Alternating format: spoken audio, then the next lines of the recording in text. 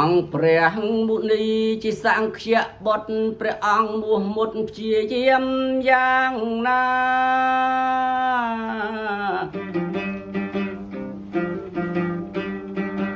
ស្វែងរកនិព្វានបរមសុខាសុរិយវច្ចសាបងស្វែងដូច្នោះហើយមួយទៀតសម្ដេចអង្គព្រះមុនីបានសម្ពោធិញ្ញាណគ្មានចន្លោះ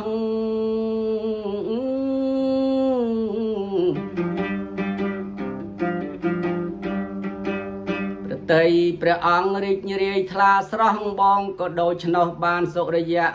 វច្ចសា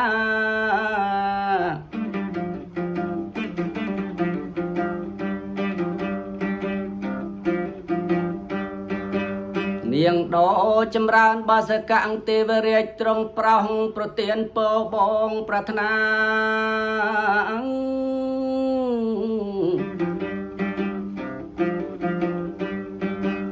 បងជ្រើសយកនាងជាគូវាសនារួមរៈស្នេហាដៃគូជីវិតណា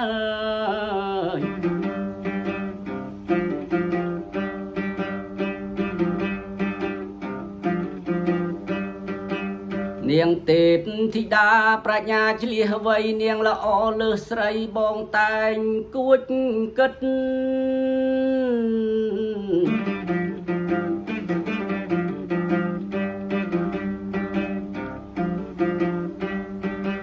ជាបុត្រអ្នកណាបងអោនកាយចិត្តថ្វាយបង្គំចិត្តកាយអ្នកនោះ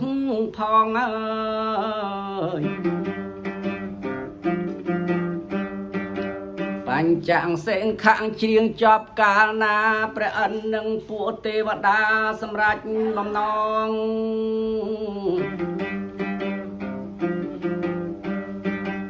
ព្រះពុទ្ធប្រោសប្រានសាកសួរឆ្លើយឆ្លងព្រះអិនផ្ចង់ផ្គងសួរនៅបញ្ហា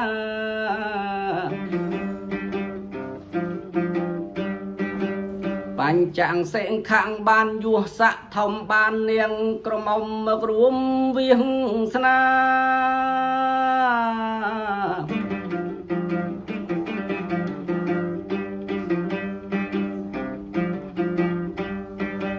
ហើយបានជាស្ដេចគន់ធប់ទេវតាជំនួសបៃតាវច្ចសាមីមី